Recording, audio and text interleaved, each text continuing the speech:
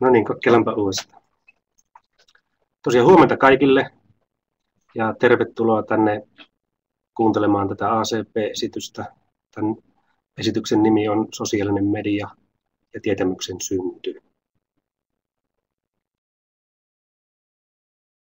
Mä kerron ensin vähän taustaa. Ensin juttua vähän itsestäni, mitä mä oon tehnyt ja mitä mä teen nykyään. Sitten vähän tästä tietämyksestä ja tiedosta. Sitten näistä erilaisista tietämyksen syntymalleista. Sitten pikkasen käyttäjistä ja lopuksi mennään tuonne sosiaaliseen mediaan. Kuuluuhan mun ääni, kun jos mä puhun tällä tavalla, niin kaikille ihan hyvin.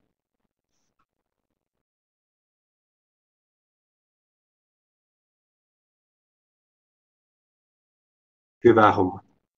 Eli käytännössä teillä niin ei ole nyt noita mikkioikeuksia, eli te ette voi puhua, mitä voitte puhua, mutta se ei kuulu meille muille.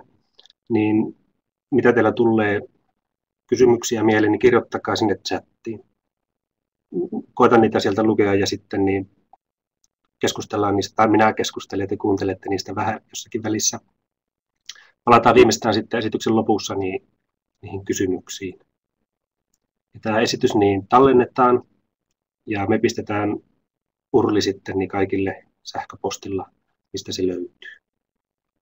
Tämä perustuu hyvin pitkälle niin minun väitöskirjaan ja se löytyy tuolta Oulun yliopiston sivuilta. Aika pitkän näköinen linkki näköjään. Tosiaan minun nimi on Teppo Räisänen. Toimin nyt tietojenkäsittelyn yliopettajana täällä Oulun seudun ammattikorkeakoulussa liiketalouden yksikössä. Ja toi mun väitöskirja, niin mä sain sen valmiiksi viime keväänä, tai väittelin viime keväänä. Ja sen nimi on englanniksi tämmöinen kuin All for One, One for All, Organizational Knowledge Creation and Utilization Using a New Generation of IT Tools. Ja tässä tavallaan tämä uusi generaatio, missä tässä puhutaan, niin siihen kuuluu nyt sosiaalinen media ja myöskin erilaiset mobiiliratkaisut. Ja siinä tosiaan puhutaan aika paljon tästä knowledge creationista, mutta myös painotetaan tätä utilizationin merkitystä, eli sitä, että niin se tietämyksen hyöty on oikeasti vasta sitten, tai se realisoituu vasta sitten, kun me oikeasti hyödynnetään sitä jossakin.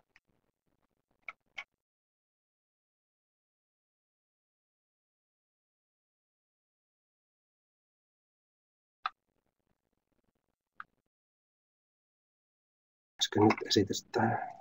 No niin. Googlettelin tuossa ihan varsin, että niin mitä se Google sanoo minusta. Sieltä löytyy tämmöisiä juttuja. Ja oikeastaan nyt ainoa mikä näistä niin itselle tökkää vastaan, niin on tämä viimeinen. Eli Google väittää, että niin olisin ollut käsikirjoittajana Salatuissa elämissä ja näytellyt Van Richtistolin tarinoissa. Ja se nyt ei ihan pidä paikkaansa, että niin en missään nimessä ole käsikirjoittaja. Ja niin näytellytkin on ainoastaan tämmöisessä leffassa kuin Rukajärven tie. Mutta niin nämä muut on kyllä ihan totta. Eli Facebookissa ja Twitterissä vaikutan paljon tai pyörin paljon, sanotaanko näin. Olen tosiaan Oulun yliopistolta. Olen siellä ollut pitkään projektipäällikkönä ja tutkijana. Ja siihen liittyen olin vuoden vierailevana tutkijana tuolla Piilaaksossa Stanfordin yliopistossa semmoisessa paikassa kuin Persuasive Technology Lab, jossa me tutkittiin tämmöistä teknologian suostuttelevuutta, eli sitä, miten teknologialla yritetään vaikuttaa ihmisten asenteisiin ja käyttäytymiseen. Sitten ihan vapaa-ajalla pelaan tämmöistä 4000 vuotta vanhaa kiinalaista lautapeliä Go. Tulee taas vieraita, tosiaan pelaan Go-nimistä lautapeliä ja siitä jotakin löytyy Googlesta kans juttuja. Ja näytellä en osaa, mutta Rukajärven tiessä saattaa joku muut nähdä, jos tarkkaan katsoo. Mutta niin. Nyt jos palataan takaisin tänne aiheeseen, niin tämä tietämys käsitteenä, niin se on sillä aika vaikea, että niin se yleensä tarkoittaa eri ihmisille vähän eri juttuja. Se tarkoittaa eri tietämyksen aloilla eri juttuja tai eri tutkimuksen aloilla eri juttuja. Ja sitten se myöskin, siinä on pikkasen tämmöisiä ongelmia sen suomennoksessa ja miten me se täällä Suomessa ymmärretään. Eli jos me katsotaan, meillä on hyvin monta tämmöistä englanninkielistä termiä, mitkä yleensä suomennetaan tiedonhallintana. Eli meillä voi olla tämmöistä database managementia, information managementia ja knowledge managementia. Ne on kaikki yleensä suomennettu enemmän vähempi ihan vaan tiedonhallintana. Niin se olisi niin kiva, kun me voitaisiin puhua knowledgesta vaan, että se on tämmöistä tietoa, niin se varsinkin näin suomen kielessä vähän sotkentuu tähän data- ja informaatiokäsitteisiin. Niin niinpä minä itse suomennankin se yleensä aina tietämyksenä, jolloin tämä knowledge management on sitten tietämyksen hallintaa, knowledge creation on tietämyksen syntyä. Mutta sitten itsekin niin puheessa ja varmaan tässäkin esityksessä niin käytän usein sitä pelkkää tietosanaa, puhun tietämisestä ja tiedosta yleensäkin. No, tämä tietämys, niin sehän perustuu tähän suomen kielen, tai Suomessa niin perustuu tähän tietää-sanaan, joka liittyy tähän tie-sanaan. Ja alun perin se on tarkoittanutkin tätä tien tuntemista. Eli jos minä sanon, että minä tiedän talon, niin se tarkoittaa, että niin minä tunnen sen tien sinne taloon, löydän sen talon tavalla. Taas jos mietitään, että niin minä tiedän jonkun henkilön, tai jos mä sanon, että minä tunnen jonkun henkilön, niin niissä on taas vähän eri sisältö. Eli tietäminen yleensä on vaan, että kyllä mä sen kaverin tiedän hyvin, ja tunteminen on vähän semmoista, no tunne, mutta niin, kuinka hyvin tunnen, niin se on vähän eri asia. Eli se, mitä tietäminen tarkoittaa, niin se vaihtelee hivenen sen tilanteen mukaan. Ja sitten se, mitä tietämys tarkoittaa, niin se vaihtelee vielä enemmän. Mutta niin, tämä teidän tietie niin on ainakin tähän esitykseen niin hyvin sopiva nimi.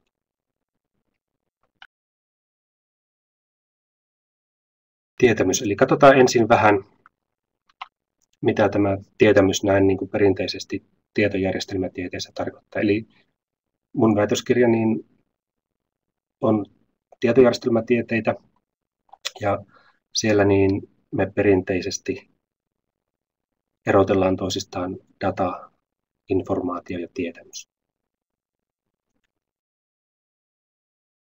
Eli me ajatellaan, että data on tämmöistä symbolia tai raakaa teksti- kautta numerotietoa, jolla tavallaan ei vielä ole minkään sortin merkitystä.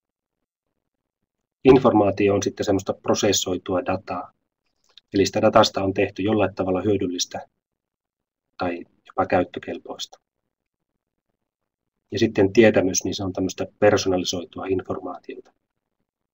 Eli se on sitä, että kun sitä informaatiota on nyt hyödynnetty jossakin kontekstissa tai tilanteessa, jolloin me saadaan semmoista tietoa siitä, että niin miten se informaatio toimii, ainakin siinä tietyssä tilanteessa. Eli ne tavallaan rakentuu tällä toistensa päälle ja menee hyvin paljon limittäin. Eli meillä siellä alimpana on se raaka data, jonka päällä on sitten informaatiota. Tässä kuvassa on vähän turhankin vähän limittäin. Eli mä nykyään uskon, että tuo tietämysosa alkaa siitä, mihin tavallaan data loppuu ja se informaatio menee puoliksi tietämyksen kanssa limittäin ja puoliksi datan kanssa limittäin. Eli se on siinä data- ja tietämyksen välissä.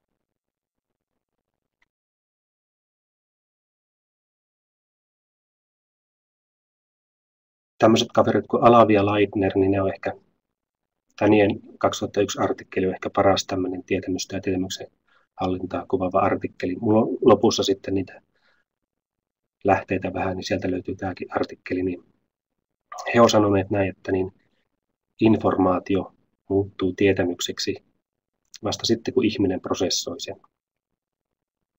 Eli se tietämys on tavallaan ihmisen päässä olevaa informaatiota.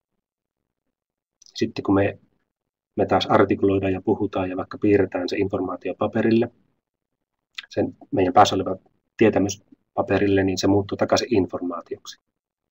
Ja sitten joku toinen katsoo, lukee tai tulkitsee sitä meidän piirtämää informaatiota, niin se muuttuu taas tietämykseksi. Ja se muuttuu tietämykseksi sen lukijan päässä. Ja se on siellä eri ja se tietämys tavallaan kuin mitä se oli sen alkuperäisen kirjoittajan päässä. Eli jos meillä tuossa keskellä olisi nyt informaatiota ja meillä on nämä kaksi henkilöä tässä, jotka on jollakin tavalla vuorovaikutuksessa sen informaation kanssa, niin ne molemmat saa oman tietämyksensä, se on molemmilla eri, vaikka ne onkin tuon saman informaation kanssa tekemisissä. Eli tavallaan voitaisiin tehdä tämmöisiä hienoja kaavoja, että niin se uusi tietämys, mikä siinä syntyy, niin se on se informaatio, minkä kanssa ollaan tekemisissä, plus ne ihmisen aikaisemmat kokemukset, muistot, assosiaatiot ja niin poispäin. Eli nämä kokemukset, muistot, assosiaatiot, ne kuvastaa sitä sen ihmisen aikaisempaa tietämystä. Eli tästä me saadaan tämmöinen hieno kaava, että se uusi tietämys on summa siitä henkilön aikaisemmasta tietämyksestä plus se uusi informaatio, minkä kanssa siinä ollaan vuorovaikutuksessa.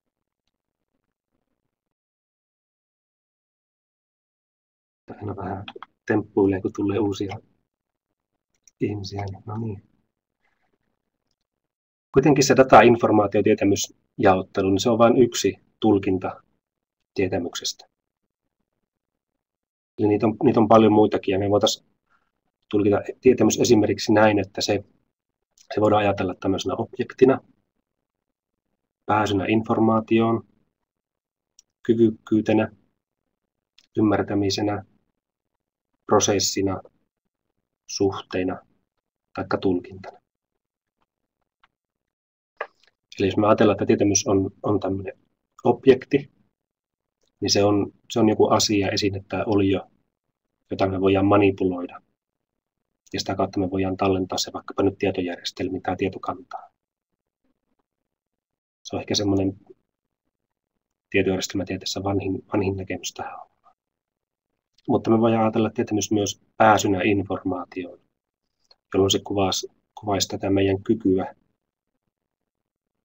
päästä käsiksi semmoiseen relevanttiin informaatioon, mikä auttaa meitä siinä tehtävässä, mitä me ollaan tekemässä. Tai tietämys voidaan nähdä myös tämmöisenä kyvykkyytenä.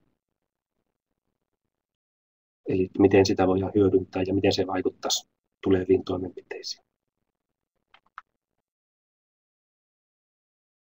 Tai tietämys voidaan ajatella myös ymmärtämisenä, jolloin se ymmärtäminen, niin se tapahtuu aina ihmisen sisällä, eikä sitä voi tietojärjestelmillä tavallaan suoraan automatisoida.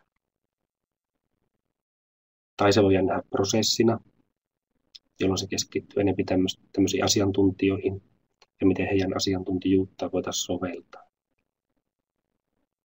Tai se voidaan nähdä suhteina, jolloin tietämys kuvaa ihmissuhteita ja erilaisia yhteyksiä.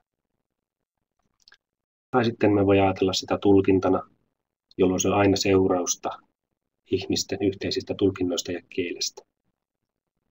Eli se tietämys, niin siihen on monta tämmöistä näkökulmaa, ja se yleensä tarkoittaa vielä eri ihmisille eri asioita, jolloin siinä tulee yksi tämmöinen haaste tähän, että no mitä se tietämyksen hallinta on, miten me sitä tuetaan, ja miten me autettaisiin ihmisiä niin luomaan uutta tietoa tai tietämystä. Ja tämä nyt kaikki oli tavallaan tämmöinen tietojärjestelmätieteen näkemys siihen hommaan. Niin sitten kun meillä on kaikkia muitakin tieteenaloja, niin niillä kaikilla yleensä on omanlaisensa näkemyksensä siihen, mitä se tietämys sillä alalla tarkoittaa.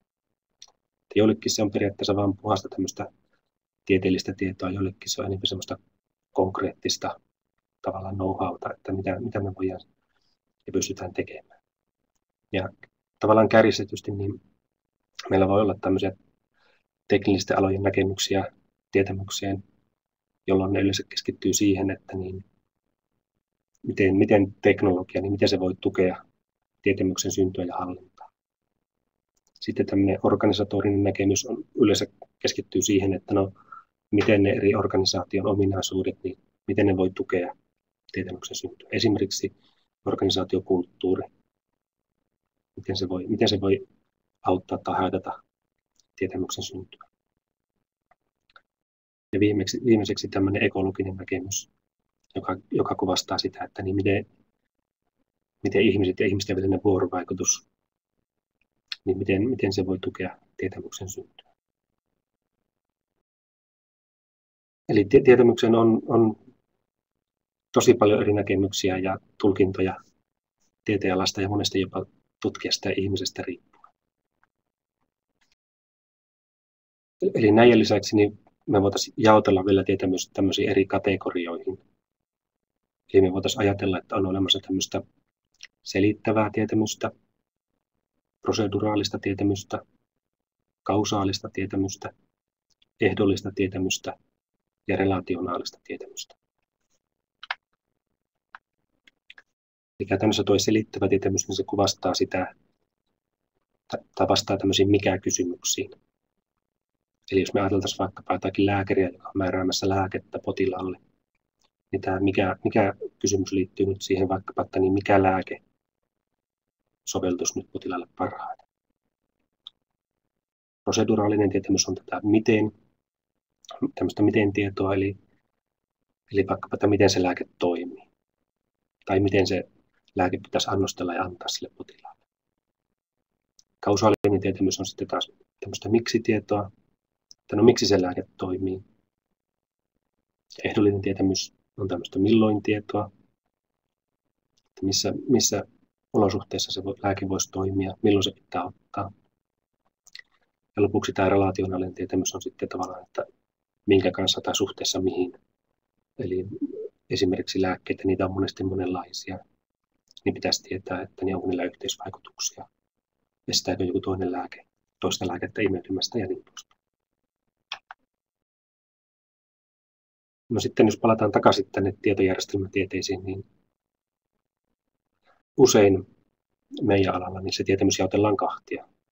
Eli me puhutaan tästä eksplisiittisestä tietämyksestä ja hiljaisesta tietämyksestä. Tämä todennäköisesti sama jaottelu on hyvin monella muillakin tieteenaloilla, mutta niin erityisesti näin tietojärjestelmätieteissä niin me yleensä ajatellaan sen näin. Ja tällä eksplisiittisellä tietämyksellä niin sillä tarkoitetaan semmoista tietämystä, joka me voidaan artikuloida, kodifioida, puhua, kommunikoida niin jossakin symbolisessa muodossa tai yleensäkin vain normaalikielellä. Eli se on semmoista tietämystä, mitä niin voidaan tallentaa kuviin, kirjoihin, kaavioihin, tietokantoihin, niin poispäin. Eli se on taas tämmöinen vähän perinteinen näkemys siihen, että niin, tavallaan, että mitä tieto on. Ja sitten sen vastapainona on tämmöinen hiljainen tietämys. Eli se on tämmöistä persoonallista, vaikeasti formalisoitavaa ja kommunikoitavaa. Ja se useimmiten liittyy ihmisten taitoihin. Ja se on tallennettuna meidän päässä ja tämmöisissä ruumiillisissa kyvyissä ja niihin liittyvässä kokemuksessa. Eli sitä ei niin vaan piirretäkään paperille tai sitä ei niin vaan kerrotakaan toiselle. Jos meillä on joku hyvä kompelaaja, niin se ei niitä omia taitojaan pysty vaan kirjoittaa paperille ja antaa toiselle pelaajalle ja pyytää sitä, että luepa tuosta, niin opit sinäkin pelaamaan.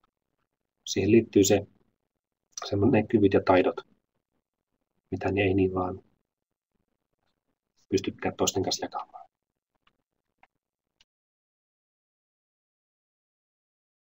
No sitten jos palataan sinne, mitä ne Alavi ja Leitner sanoi, että niin se tietämys, niin se muuttuu informaatioksi, kun se artikuloidaan tai esitetään kirjoitetussa tai graafisessa muodossa.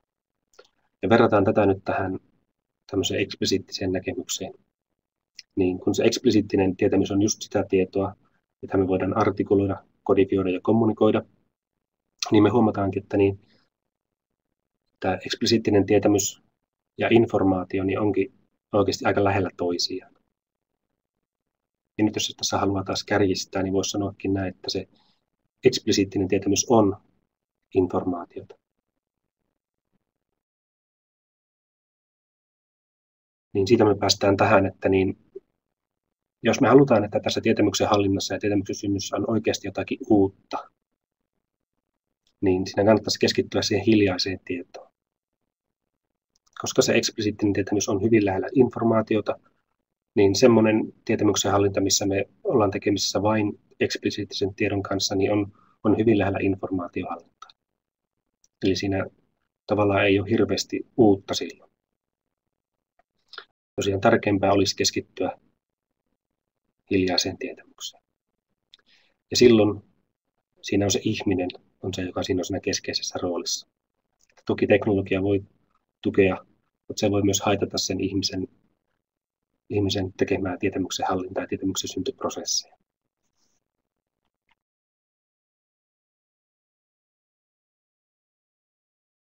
Vaikka ne onkin nämä ihmiset, jotka niin sitä tietämystä luo ja hyvin pitkälle hallitseekin, niin kyllä meillä organisaation sisälläkin, niin sielläkin tapahtuu useita tähän tietämyksen hallintaan liittyviä prosesseja. Eli siellä on prosesseja, jotka liittyy just tähän tietämyksen syntyyn, mutta myös tietämyksen organisointiin, tallentamiseen, jakamiseen ja hyödyntämiseen.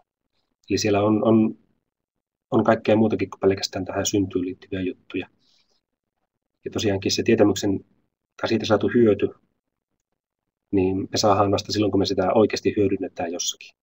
Eli ei meillä auta, että me synnytetään, tallennetaan ja jaetaankin paljon tietoa, jos sitä ei oikeasti kukaan mihinkään käytä. Eli siinä aina pitäisi pyrkiä siihen, että se tietämys, mitä meidän organisaatio tuottaa, niin sillä oikeasti tehtäisiin jotakin. Mennään sitten näihin pariin tämmöiseen tietämyksen syntyä kuvaavaan malliin. Tämä voi olla, ainakin tämä SEKI-malli, niin kaikille, toivon mukaan se on monelle tuttu. Mutta toinen on sitten se, mitä mä käytin enemmän tuossa mun väitöskirjatyössä, joka on semmoinen kuin 7C, ja tämä on, että niin ei ole monikaan lukenut. Eli tämmöinen kaveri kuin Ikujiro Nonaka on niin varmaan se kuuluisin tietojärjestelmätieteessä niin tietämyksen syntyä tutkinut tutkija. Ja hän on ehdottanut aikaa sitten tämmöistä SEKI-mallia kuvaamaan sitä, miten se uusi tietämys syntyy. Ja toi SEKI-mallin noin 4 kirjainta niin tulee näistä englanninkielisistä sanoista kuin socialization, externalization, combination ja internalization. Eli jos ne koettaisiin suomentaa, niin tuo ensimmäinen olisi tämmöinen sosialisointi, toinen olisi externalisointi tai ehkä paremminkin ulkoistaminen, kolmas olisi kombinaatio tai yhdistäminen ja toi viimeinen olisi sisäistäminen.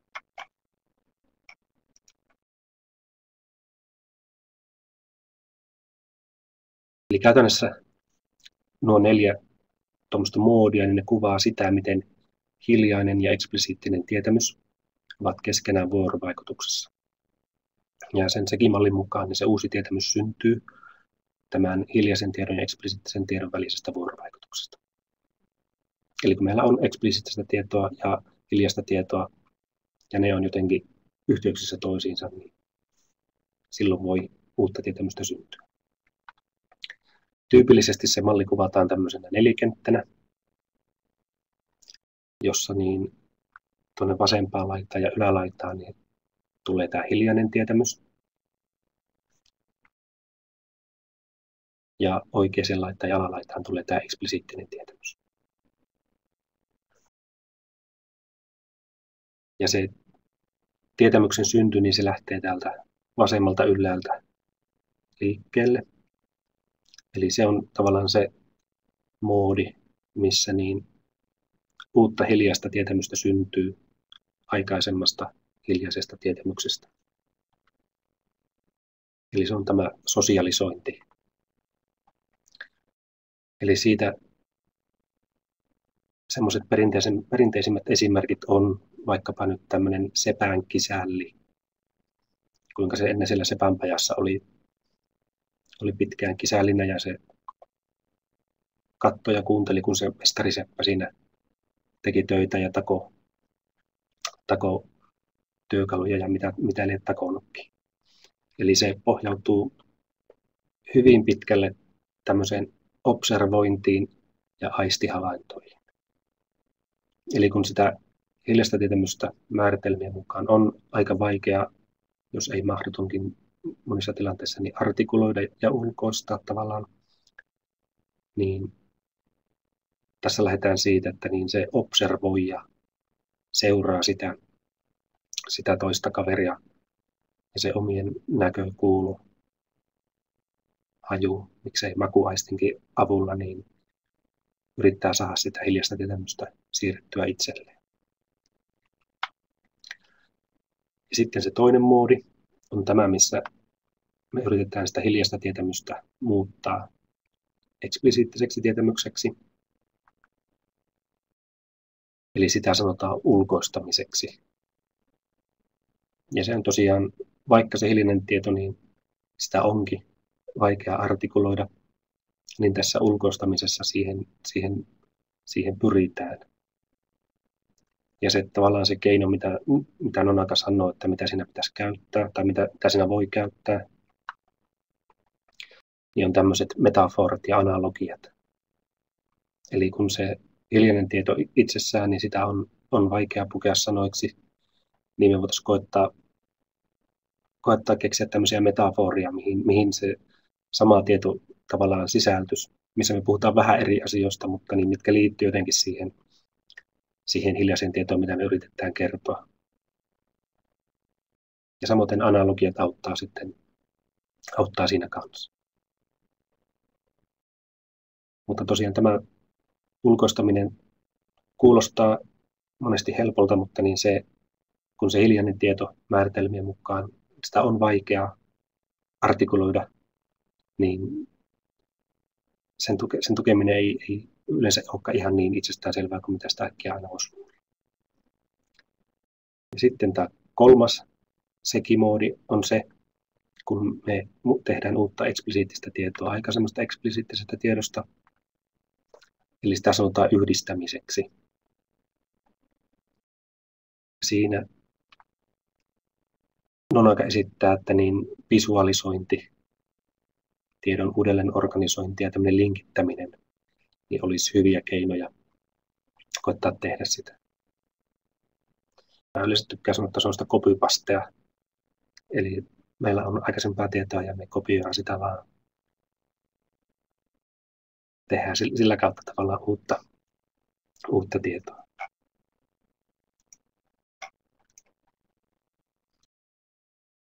Ja sitten se viimeinen sekimallin moodi on tämä sisäistäminen. Eli se on se, kun meillä on eksplisiittistä tietämystä ja me siitä luodaan uutta hiljaista tietoa. Ja siinä ehkä paras esimerkki on tämmöinen tekemällä oppiminen. Eli kun me ollaan aikamme oltu tietyissä töissä, niin me ollaan sinne pikkuhiljaa opittu niitä alan niksejä ja vinkkejä ja sisäistetty sitä niin tavallaan oppimaamme. Eli niinpä tästä sekimallista tuleekin tämmöinen, kun nämä sekimoodit, niin ne tavallaan seuraa toinen toisiaan, niin siitä tuleekin tämmöinen kasvava spiraali. Eli sen sekimallin mukaan niin se tietämyksen synty on kierros kierrokselta kasvava spiraali, jossa nämä sekimoodit niin seuraa aina toinen toisiaan. Ja nyt toivon mukaan kaikilla jo siellä alkaa vähän raksuttaa, että kun me mietitään sosiaalista mediaa ja näitä sekimallin moodeja, eli jos tämä sekimalli kerran kuvaa sitä, miten tietämys syntyy, niin miettikääpä vaikka tämä sosialisaatiomoodi ja sosiaalinen media. Sinä heti nimen mukaan huomaa, että no, niillä täytyy olla paljonkin yhteistä. Eli vaikkapa joku Facebookin käyttö tai vaikkapa joku virtuaalimaailmat, niin miten siellä ihmiset voi sosialisoida keskenään, miten siellä voidaan, niin pyöritään niiden samojen naamojen kanssa joka päivä ja nähdään, mitä ne tekee. Erityisesti vaikkapa nyt joku Second Life, niin missä sinä oikeasti voit seurata niitä kavereita, että mitä ne touhua ja miten ne sen tekee. Tai ulkoistamiseen meillä on nykyään käytössä blogeja, Twitteriä, Skypea, vaikka ja mitä. niin miten se siellä voisi onnistua tämä tämmöinen hiljaisen tiedon jakaminen, miten me voidaan omia kokemuksia jakaa vaikka blogien avulla. Ja taas tiedon yhdistäminen, kuinka meillä on Google ja sun muuta tiedonhakumahdollisuuksia, kuinka me voidaan linkittää niitä tietoja toisiin. Me voidaan tehdä uusia tämmöisiä hyperdokumentteja ihan vaan keräämällä linkkejä, kopiopastaamalla sieltä netistä löytyvää tavaraa meidän dokumentteihin, käyttää vaikka Google Docsia ja niin poispäin. Ja sisäistäminen, kuinka valtavasti meillä siellä internetissä on tällä hetkellä jo tietoa, vaikkapa Wikipedia, kuinka paljon sieltä löytyy artikkeleita, hyviä artikkeleita, tai kuinka tämä tämmöinen koko webin nämä hypertekstiominaisuudet, eli me voidaan luetaan vaikka Wikipedia-artikkeleja ja siellä ei hoksatakaan, että mitähän tämä juttu tarkoittaa, ja kuinka me voidaan seurata jotakin linkkiä sinne artikkeliin, missä se juttu selvitetään, ja kuinka me voidaan sitten palata sieltä takaisin sinne alkuperäiseen artikkeliin ja jatkaa lukemista siellä. Eli näitä kun alkaa vähän miettiä, niin pitäisi tosiaan hyvin nopeasti alkaa raksuttaa, että niin tämmöinen sosiaalinen media ja tämä sekimalli, niin ne käy aika hyvin yhteen. Eli sieltä pitäisi löytyä, jos jonkinlaista tietämyksen syntyä, tukevaa web-sovellusta ja mahdollisuutta.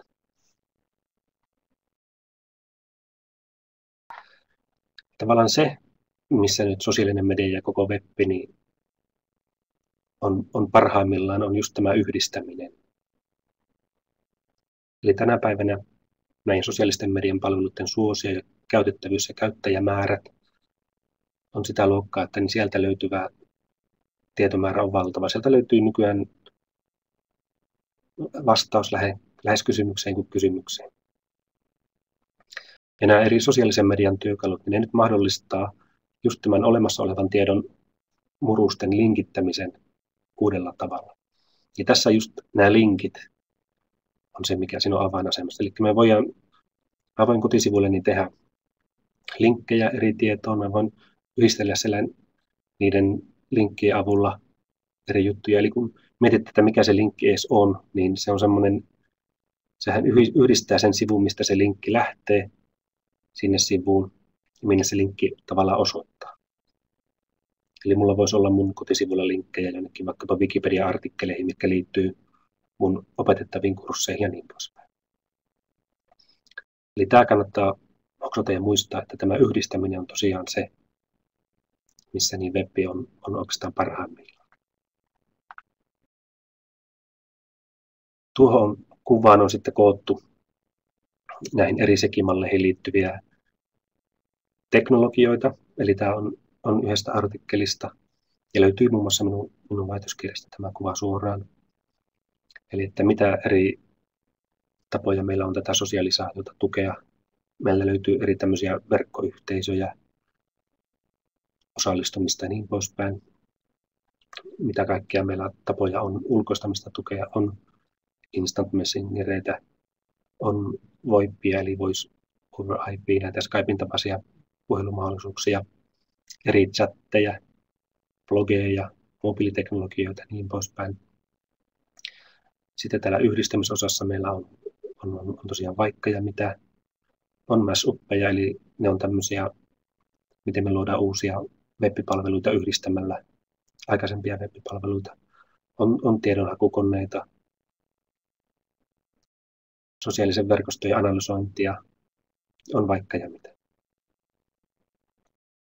Ja sitten tuo alimpana on tämä sisäistäminen, eli siellä on tätä tekemällä oppimista, yritys- ja erehdystapasta juttua, mutta on myös simulaatiota, monin pelattavia pelejä, missä näitä kaikkia voi tehdä. Eli tavallaan eri sosiaalisen median työkalut ja web ihan yleensäkin, niin sieltä löytyy näille eri sekimoodeille niin vaikka ja mitä. Niin se on just tämä yhdistämis- kautta kombinaatio-osa, missä se tuki on tavallaan parhaimmillaan. Tai mihin löytyy eniten tukea.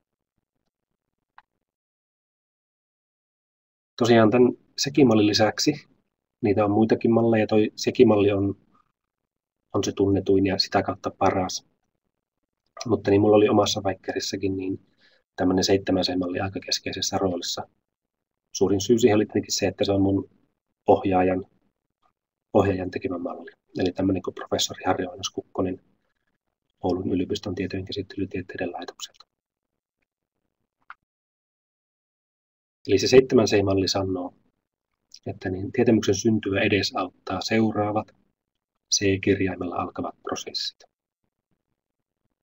Eli siellä on tämmöiset C kuin connection, concurrency, comprehension, communication, conceptualization, collaboration ja collective intelligence.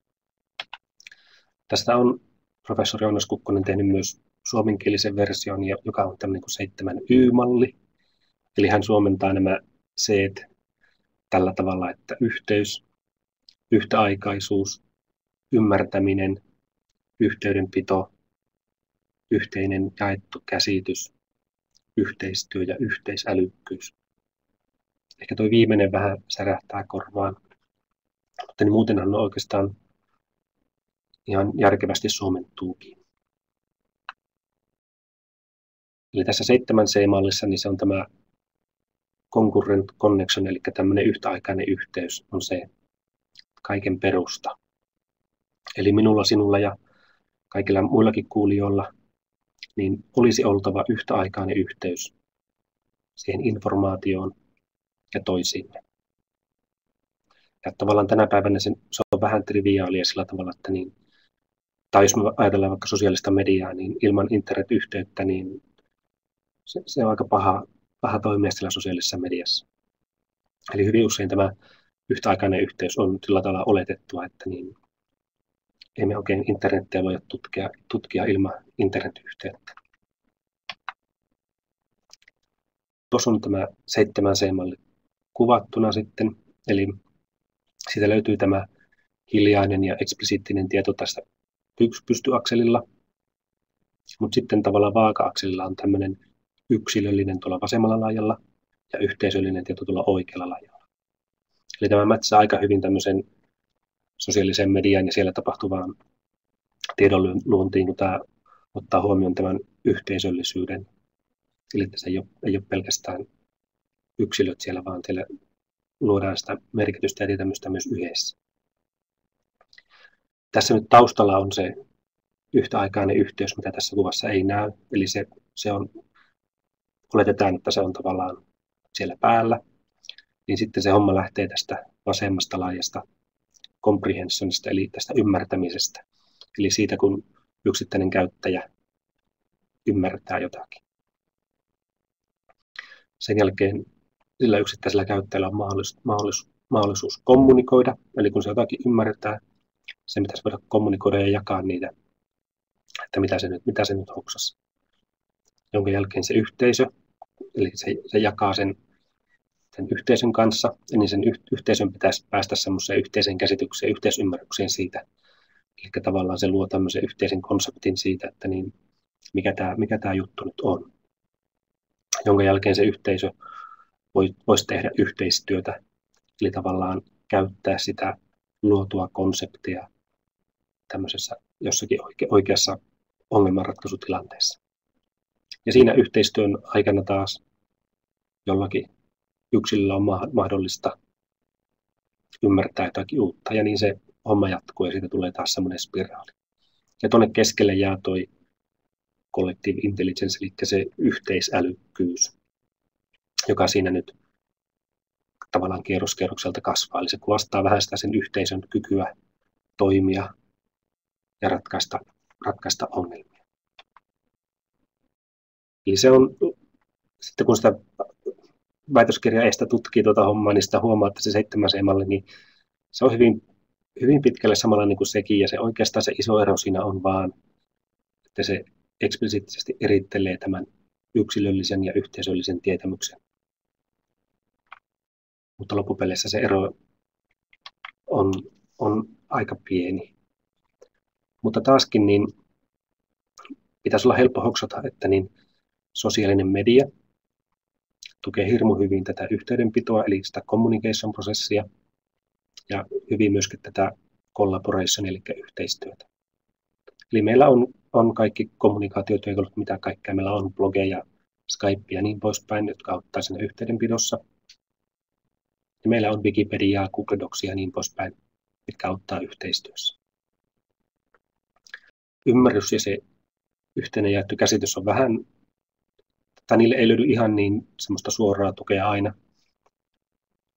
Toki sanotaan, että tämä webin hypertekstiominaisuudet, eli että siellä on erilaista mediaa, on tekstiä, kuvaa, videoita ja ennen kaikkea näitä linkkejä, että niin tämä tukisi hirmu hyvin tätä ymmärrystä.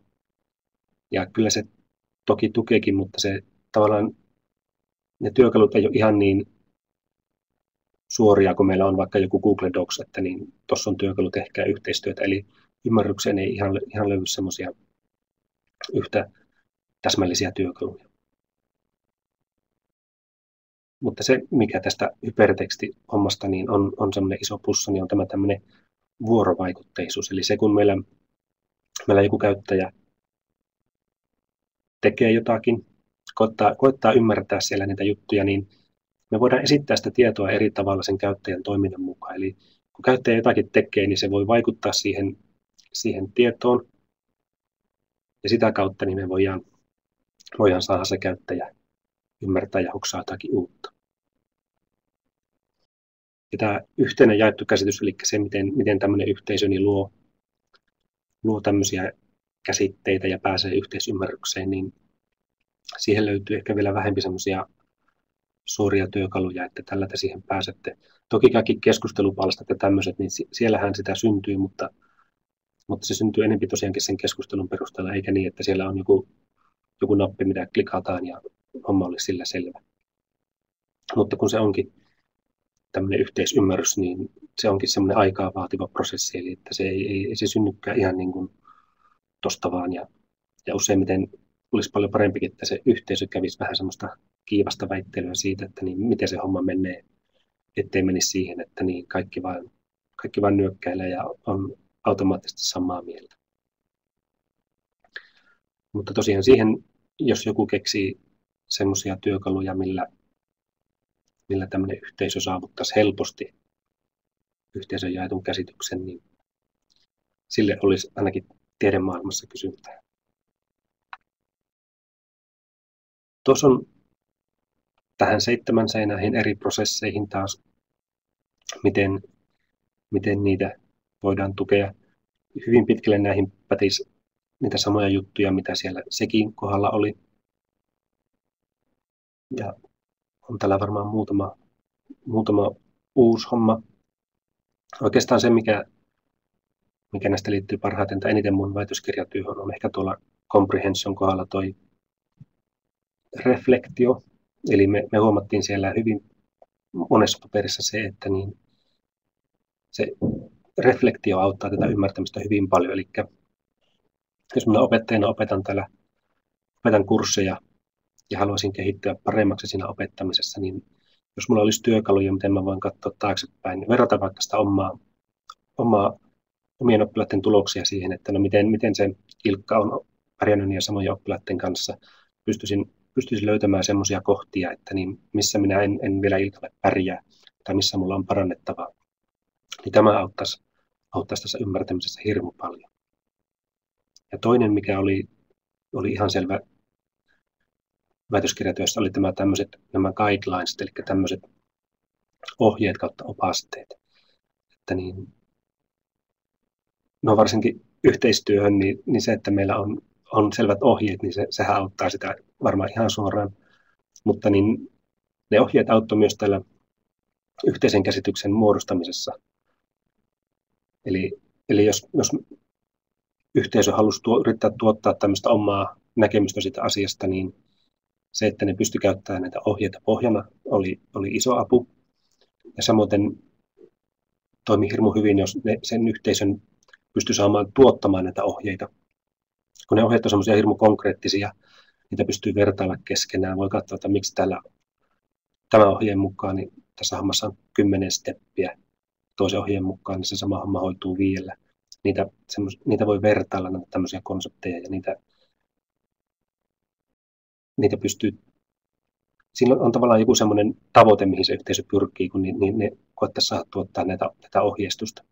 Ja tämä liittyy myös sitten taas siihen, että kun se tietämyksen hyöty realisoituu vasta sitten, kun sitä oikeasti hyödynnetään ja käytetään, niin tämmöinen ohjemallinen tieto, niin sehän on tässäkin hyödynnettävyydessä tosi hyvä, koska sieltä yleensä löytyy ne selvät stepit, että näin se homma pitää tehdä. Jolloin tämmöinen tietämys niin on paljon helpommin hyödynnettävissä, kun meillä on joku pitkä essee-tyyppinen esimerkki vaikka. Nyt onko kellään tullut mitään kysymyksiä tähän mennessä? Kirjoittakaa sinne chattiin, jos on, niin voidaan käydä niitä nopsaan läpi.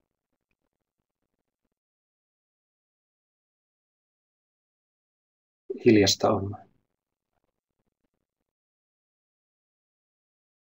Jos ei kellään tule mitään, niin jatketaanpa matkaa. Eli mennään vähän näihin käyttäjiin. Eli kun se vielä, että meillä on hienoja työkaluja, niin niillä ei vielä oikein tee mitään, jos me ei saada niille käyttäjiä, jos käyttäjät ei suostu niitä käyttämään.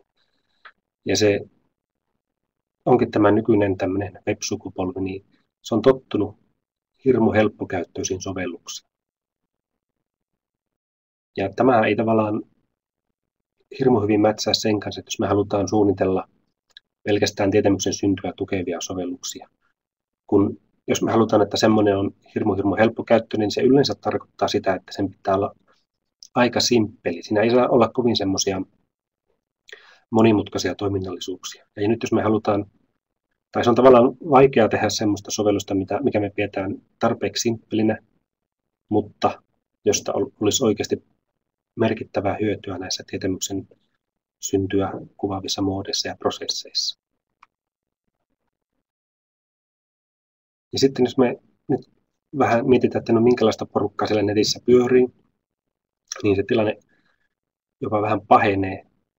Että kun sellaiset netin käyttäjät, niin jos ajatellaan niiden tätä oppimista tai sitä, miten ne suhtautuu oppimiseen, niin sen mukaan kuinka paljon aikaa ja energiaa niin ne on valmiita käyttämään oppiakseen, niin sen mukaan voidaan jaotella ainakin näihin 4 osaan.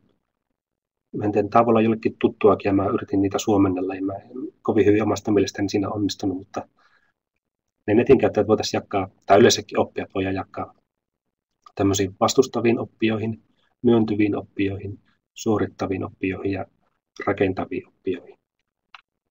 Eli nämä vastustavat oppijat on semmoisia, jotka ei edes yritä oppia, tai ne ei edes halua oppia. Ne usein voi kokea haasteelliseksi ja jopa mukavaksi sen, että ne ei tahallaankaan opi.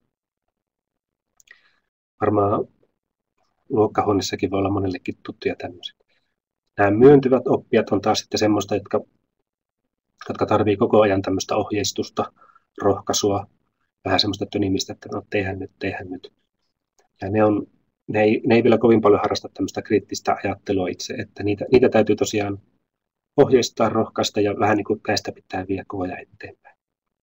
Sitten tämmöiset suorittavat oppijat, niin ne on jo valmiita näkemään enemmän vaivaa siihen oppimiseen, mutta se vielä vaihtelee hirveän paljon tilanteen mukaan, että usein niillä on joku semmoinen kiinnostuksen kohde, että sen eteen ne on valmiita tekemään paljon, valmiita näkemään paljon vaivaa, mutta sitten monessa muussa asiassa ne vähän niin kuin taantuu tämmöiseksi myöntyviksi, että jos se homma ei niitä kiinnosta, niin niitä joutuu taas kästä pitää opastamaan. Sitten tämä viimeinen porukka niin on tämmöinen, mun suomennus oli rakentavat oppijat, niin ne on niitä, jotka on oikeasti motivoituneita, jotka nauttii siitä oppimisesta ja niistä uusista haasteista, mitä ne kokee. Ne harrastaa tätä kriittistä ajattelua ja ne on valmiita näkemään tosi paljon vaivaa oppiakseen.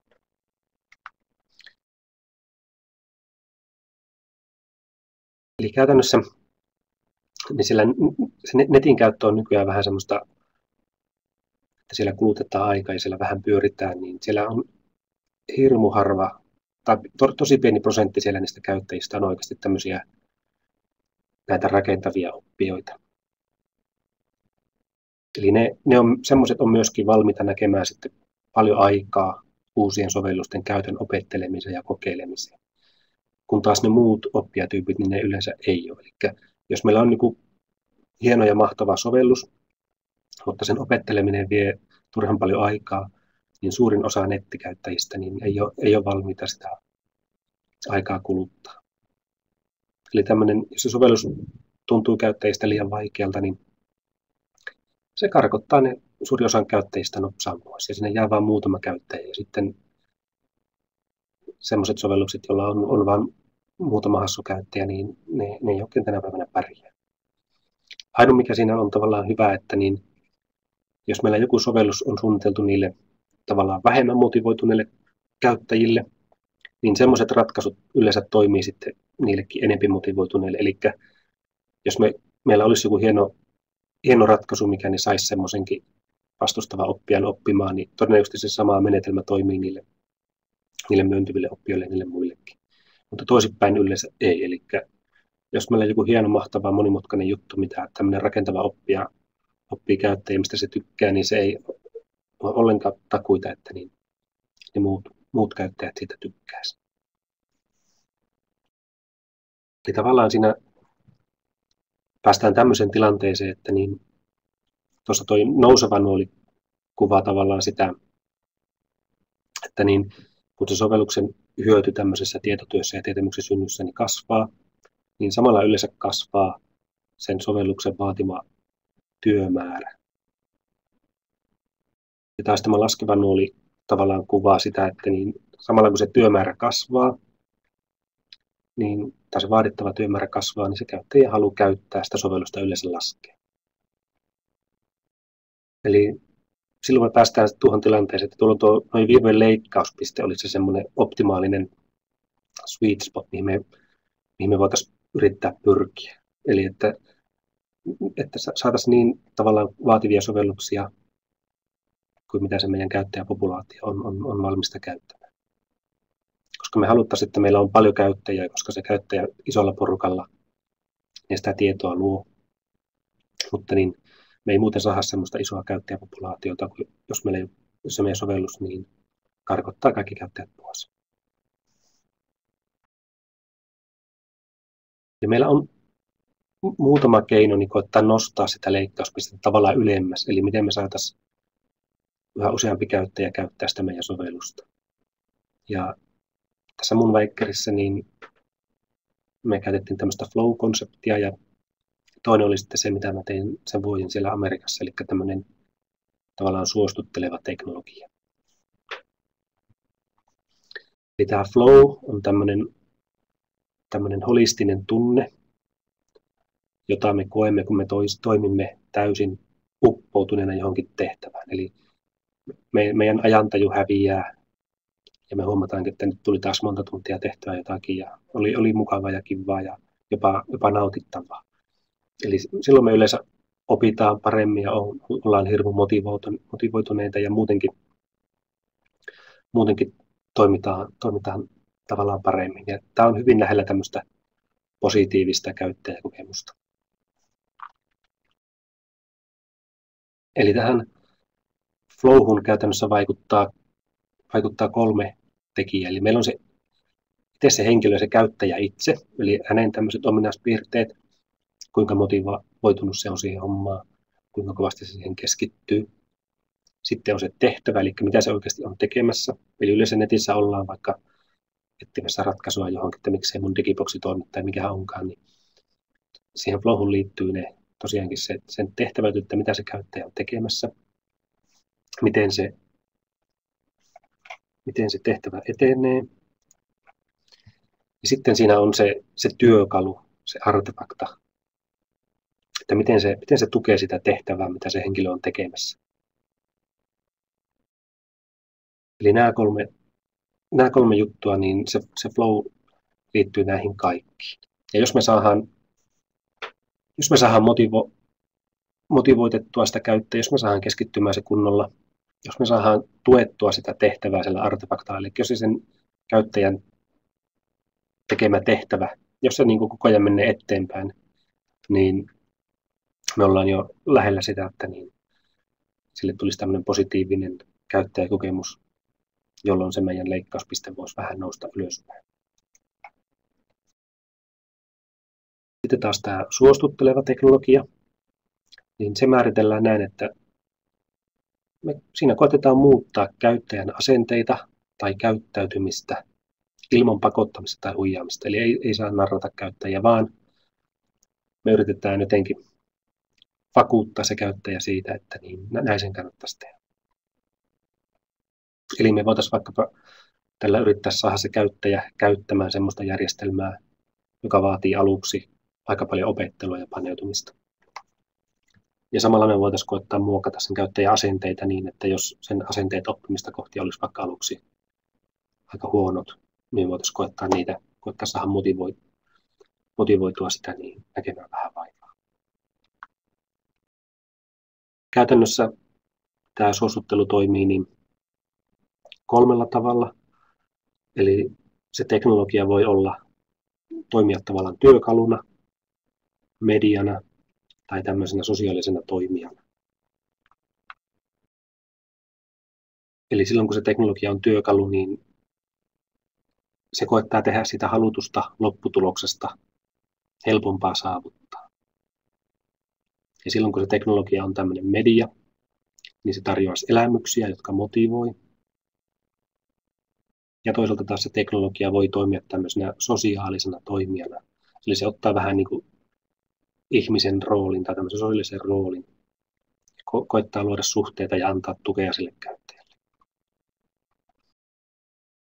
Eli varsinkin tätä media- ja sosiaalisena toimijana osaa, niin voitaisiin koettaa käyttää siihen, että niin ne käyttäjät käyttäisivät taas niitä vähän enemmän vaivaa vaativia sovelluksia.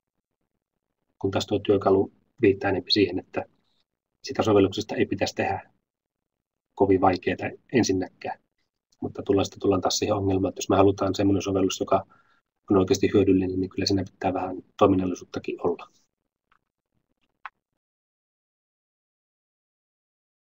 No nyt kun me ajatellaan sitten näitä meidän käyttäjiä siellä sosiaalisessa mediassa, niin ne hyvin usein toimii sekä sisällön tuottajina että kuluttajina. Näitä sisällön tuottajia on selvästi vähempi ja näitä kuluttajia on paljon enemmän.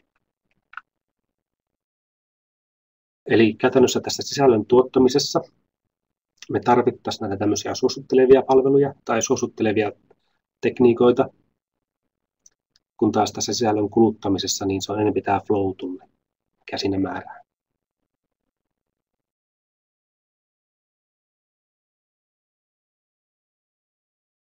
Ja nyt tuossa kuvassa niin noi VC1 ja 2, niin ne viittaa tämmöisiin virtuaaliyhteisöihin, eli virtual community, eli tässä tämä meidän käyttäjä toimisi mukana 2 tämmöisessä virtuaaliyhteisössä, jossa toisesta se tavallaan hakisi tietoa, jolloin se käyttää näitä comprehension, internalization ja socialization prosesseja ja moodeja, jonka avulla se sitä tietoa saa.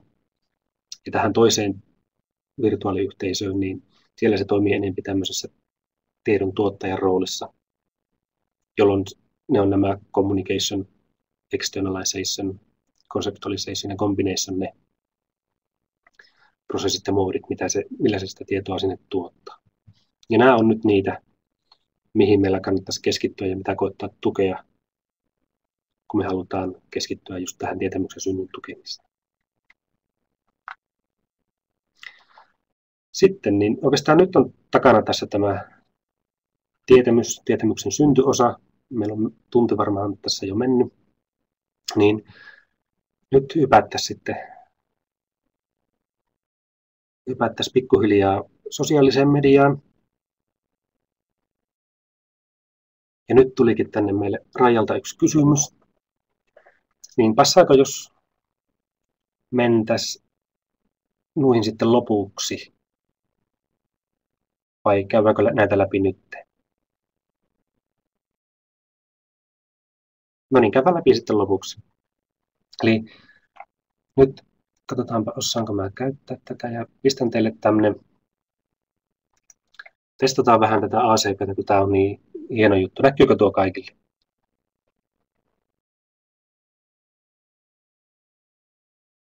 Jos näkee, niin vastatkaapa kaikki tuohon kysymykseen.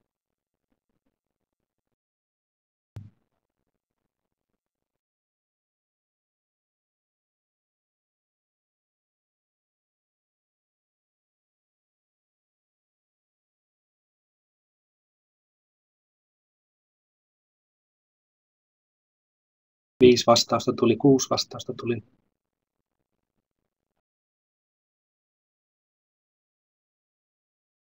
Mutta 7 vastausta.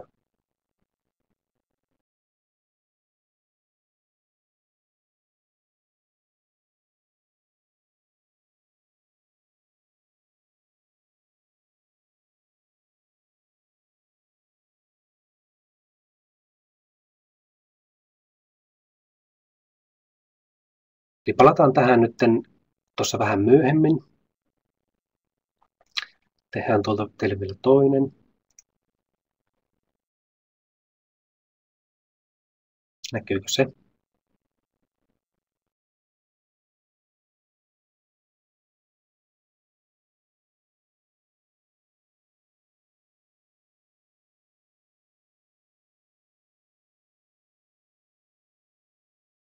Eli vastatkaa tähänkin vaan.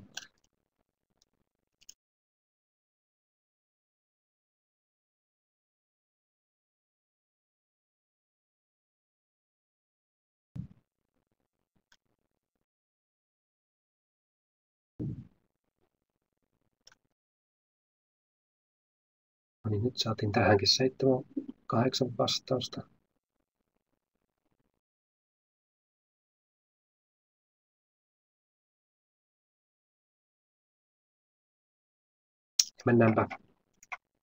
Mennäänpä sitten eteenpäin. Eli tosiaan nyt mä hyppään enemmän tänne sosiaaliseen mediaan. Eli että niin miten, todennäköisesti tässä tulee vähän jo vastauksiakin tuohon Rajan kysymykseen. Mutta niin palataan siihen vielä sitten lopuksi. Eli mä en nyt niinkään puhu siitä, että niin, mitä on Facebook ja mitä on Wikipedia ja mitä on Twitter ja niin poispäin. En puhu edes tästä sosiaalisen median tai sosiaalisen verkostojen analyysistä, mikä on hyvin keskeistä ja hyödyllistä juttua.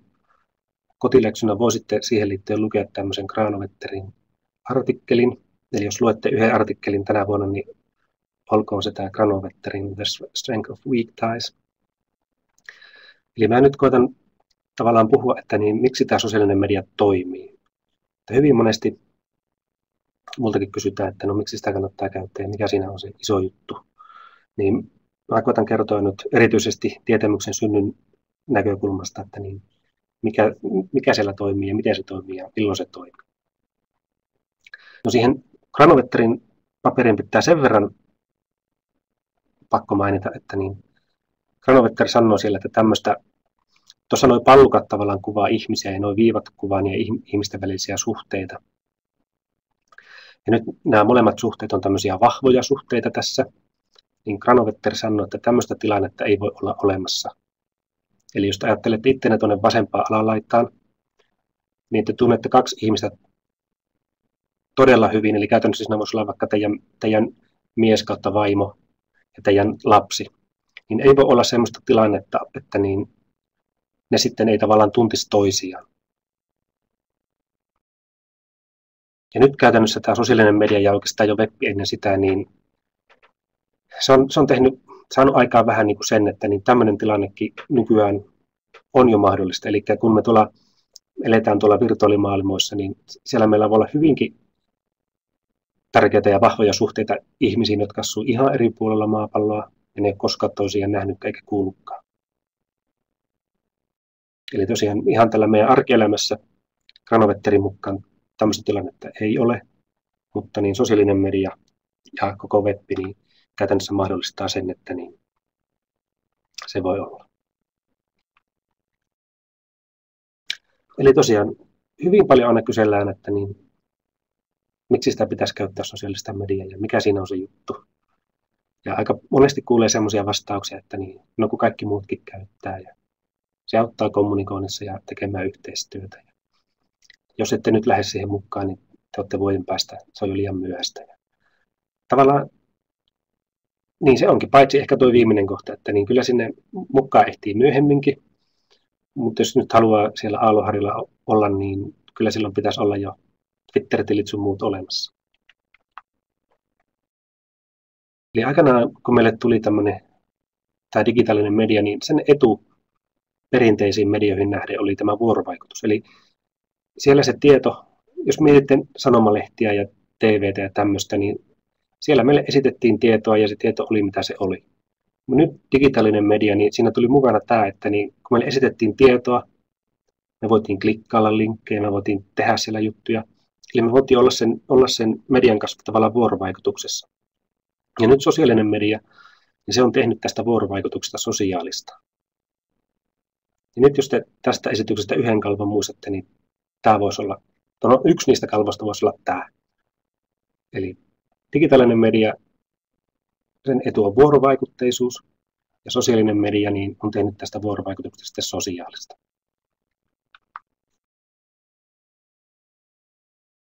No, tuossa on vähän kuvattu tätä nykyisen webin tämmöistä kehitystä, eli me voidaan mennä taaksepäin aina tuonne vuoteen 1945 ja tämmöiseen kaveriin kuin Vannevar Bush, joka esitti tämmöistä Memex-järjestelmää, jossa niin oli tämmöisiä mikrofilmejä, ja niiden välille pystyi luomaan linkkejä, niitä pystyi kommentoimaan ja niin poispäin.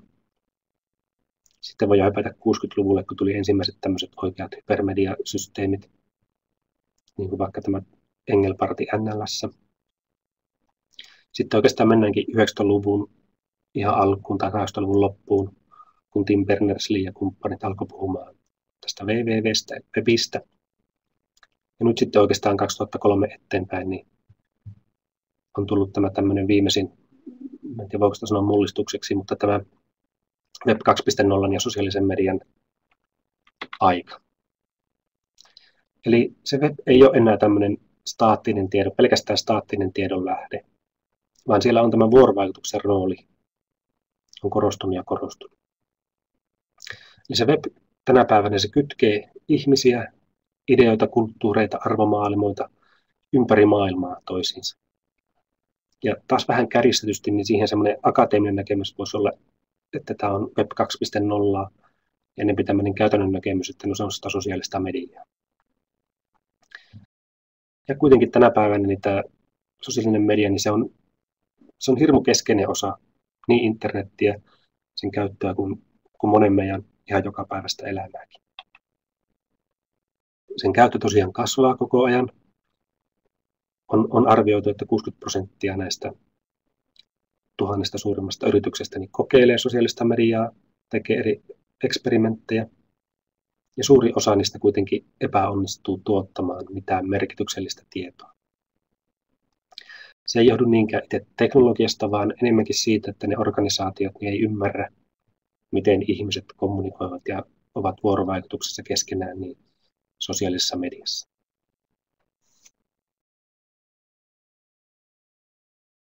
Ja se, mikä siinä nyt on uutta ja ihmeellistä, niin on tämä, että niin se teknologia niin se alkaa olla kaikkeen saatavilla.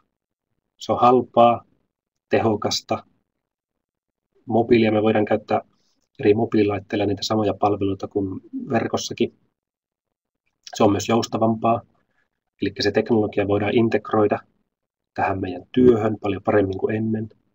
Vaikka nyt joku mobiililaitteella joku lääkärin käsikirja, se lääkäri voi kantaa sitä mukana ja katsoa sieltä vaikkapa niitä lääkeinteraktioita sun muita niin tosi näppärästi. Tosiaan nämä suosituimmat sosiaalisen median työkalut, ne on halpoja tai jopa ilmaisia. Eli meillä ei niistä tarvitse enää erikseen maksaa. Ja tämä on nyt tarkoittanut sitä, että niin tämmöinen digitaalinen eriarvoisuus on vähentynyt. Eli yhä useampi ihminen niin se osaa ja pystyy käyttämään näitä sosiaalisen median työkaluja. Eli esimerkiksi New Yorkissa on kodittomia, joilla on internetyhteys. Eli vaikka ne nukkuu yössä, missä nukkuu, niin ne voi käyttää nettikahviloita, jotkut jopa kännykkää siihen, että niin ne osallistuu näihin sosiaalisen median palveluiden käyttöön. No, kun tämä käyttö sitten koko ajan lisääntyy, niin käytännössä kaikki me käyttäjät ja eri organisaatiot, niin ne keksii koko ajan kaikkia uusia tapoja ja keinoja hyödyntää tätä sosiaalista mediaa. Eli ei sitä ole kauan aikaa, kun meillä tuli Wikipediat ja erilaiset sosiaaliset verkostot, tämmöinen citizen journalism, eli miten tavalliset käyttäjät niiden rooli on korostunut, miten niistä on tullut tämmöisiä kuuluisia blokkaajia ja sun muuta. Eli tavallaan syntyy näitä uusia tapoja kommunikoida, tehdä yhteistyötä ja oppia. Ja perinteisesti meillä, niin kun me ajatellaan tämmöistä vaikka nyt opiskelijaryhmää, niin niissä yksilöt, niin ne hyvin helposti alistaa ne omat mielipiteensä siihen ryhmän mielipiteisiin. Eli kun ryhmässä on semmoisia vähän vahvempia persoonia ja ne sanoo, että me tehdään näin, niin ne muut yleensä sitten seuraa perässä, että tehdäänpä sitten niin. Ja yksi syy siihen on, että niin, kun me ollaan yleensä päivästä päivään niin vuorovaikutuksessa samojen naamojen kanssa.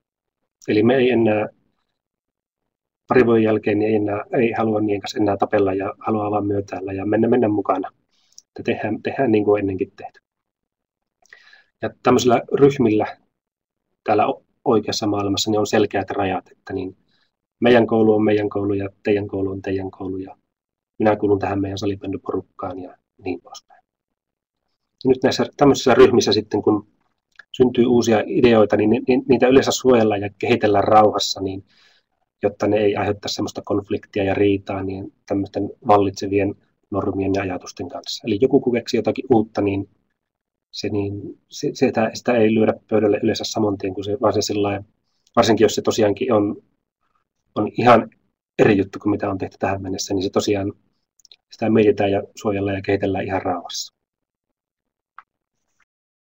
No sitten, kun me hypätään sosiaaliseen mediaan, niin sielläpä enää yksilöt ei alistukaan siihen ryhmän mielipiteeseen. Eli jos joku sanoo, että homma pitäisi tehdä näin, niin yleensä melkein kaikilla on jotakin kommenttia ja eriäviä mielipiteitä siihen, että niin, miten se homma pitäisi tehdä. Siellä myöskin paljon vähempi niin ollaan samojen ihmisten kanssa tekemisissä tavallaan päivittäin. Eli siellä niin eri ihmiset yleensä käyttää eri päivinä ja saa tapaat eri ihmisiä eri verkostossa ja niin poispäin. Eli samalla siellä on myöskin niiden ryhmien rajat semmoisia häilyvämpiä, että niin ihmiset vähän niin kuin tulee ja menee ja ne saattaa yhden kirjoituksen kirjoittaa jonnekin ja sitten ne häviää ja joku muu tulee tilalle ja niin poispäin. Ja samalla ne ideat, niin ne kilpailee kaiken aikaa keskenään. Eli siellä niitä ideoita ei suojella, vaan ne ihan oikeasti ottaa yhteen ja jopa riitelee. Ja jos yhtä olette seurannut niitä keskustelupalstoja, niin tiedätte, että niin siellä niin tämmöinen yhteinen jaettu käsitys on monesti aika harvinaista, vaan että siellä niin tapellaan ja kunnolla. Ja tavallaan nyt tämän päivän nuoret, kaikki nämä meidän koululaisetkin, niin ne kun käyttää sitä sosiaalista mediaa niin paljon, niin ne nyt oppii tämmöisiä työskentely- ja kommunikointitapoja, mitä siellä sosiaalisessa mediassa on. Ja nyt erityisesti täällä meidän koulumaailmassa, niin kaikki tämä tämmöinen pitäisi ottaa opetuksessa huomioon, mutta myöskin työelämässä. Että sitten kun nämä nykypäivän koululaiset alkaa olla sillä töissä, niin että ne osaisi tehdä semmoista työelämän vaatimaa yhteistyötä, eikä vaan riidellä ja tapella.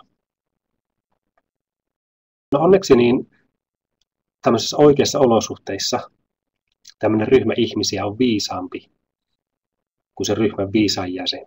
Eli tätä tämmöistä lähestymistapaa sanotaan wisdom of crowds, eli tämmöinen miten tämä olisi, joukon viisaus tai joku tämmöinen. Ja käytännössä niin, tässä on tämmöinen kirja, näkyykö? Tämmöinen kaveri kuin Surovietski, niin hän sanoo, että se ryhmä voi olla viisas, jos sen ryhmän jäsenillä on monenlaisia mielipiteitä, nämä jäsenet on itsenäisiä, niillä jäsenillä on erilaisia taustoja, ja sillä ryhmällä on joku tämmöinen aggregaatiomekanismi, eli se, miten se saa siitä tiedosta niin aggregoitua tai irti sen ryhmän päätöksen. Eli käytännössä niillä niin sen ryhmän jäsenillä pitäisi kaikilla olla tämmöistä privaattia tietoa, mitä muilla ei ole. Niiden pitäisi jokaisen pystyä tekemään se oma päätös itse, eikä tavallaan alistua taas se ryhmän mielipiteisiin. Niillä pitäisi olla erilaiset taustat, jolloin jokainen tuo tavallaan sieltä omasta taustastaan sitä tietoa siihen päätöksentekoprosessiin. Ja meillä pitäisi olla joku mekanismi, miten me niiden yksilöiden päätökset pystyttäisiin yhdistämään semmoiseksi kollektiiviseksi, sen koko ryhmän päätökseksi. Ja nyt kun me palataan takaisin tuohon sosiaaliseen mediaan, niin me huomataan, että niin meillä pitää olla erilaisia, jotta se ryhmä on viisas, niin sillä pitää olla erilaisia mielipiteitä. Ja nyt sosiaalisessa mediassa niin ne jäsenet, ne ei alistu ryhmän mielipiteisiin, eli kaikki pitää sen oman päänsä. Niiden pitäisi olla itsenäisiä, tavallaan ei käydä pitkiä dialogeja eikä ystävystyä liikaa niiden samojen käyttäjien kanssa. Ja näinhän se just sosiaalisessa mediassa on, että niin semmoisia johtohahmoja yleensä ei sinne synny, vaan kaikki on hyvinkin itsenäisiä, kun ne tulee ja menee lisäpalvelussa niin kuin ne haluaa. Ja se liittyy myös tähän hajautettuun ryhmään, eli kun niillä ryhmillä on tosiaankin semmoiset häilyvät rajat, niin niitä jäseniä tulee ja menee eri ryhmistä. Eli meidän sählyryhmään voi jostakin syystä joskus eksyä joku lääkäri, joka kertoo jotakin, miten kannattaa nilkkavammaa hoitaa ja niin poispäin. Ja tosiaan se sosiaalisen median tämmöinen aggregaatiomekanismi on vähän niin kuin tämä, että siellä ne ideat tosiaankin kilpailee, niitä ei suojella, ne kaikki siellä on ja käy tämmöistä sotaa ja yllättäen siinä käykin niin, että no parhaat ideat sieltä sitten voittaa, ne nousee esille.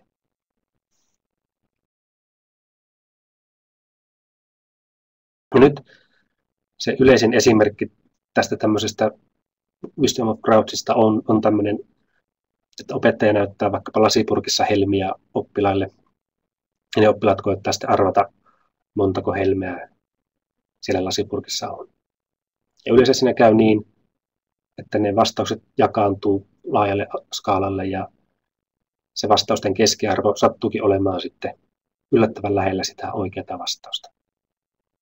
Tai ehkä paremminkin niin siinä käy niin, että sitten kun jos luottaa siihen ryhmän vastausten keskiarvoon, niin se yleensä ei ole kovin pahasti pielessä. Se on ehkä se isompi juttu, että niin aina ei välttämättä olla ihan oikeassa, mutta ei myöskään mennä niin kuin ihan täysin pieleen. Ja tähän nyt liittyy nämä taimenen alamitta- hirvihommat. Eli siinä, harmi kun meitä oli nyt näin vähän, saatiinko me 7 vastausta, että pitäisi olla vastauksia vähän enempi, mutta katsotaanpa päästiinkö me sinne päinkään. Mitenhän mä saan tämän teille näytettyä? Näkyykö nämä vastaukset teille? Näkyy, hyvä homma. Eli nyt alkoi tulla lisääkin sinne vastauksia. Broadcast results. Mistähän minä semmoisen? Timo neuvoo tuolta mua.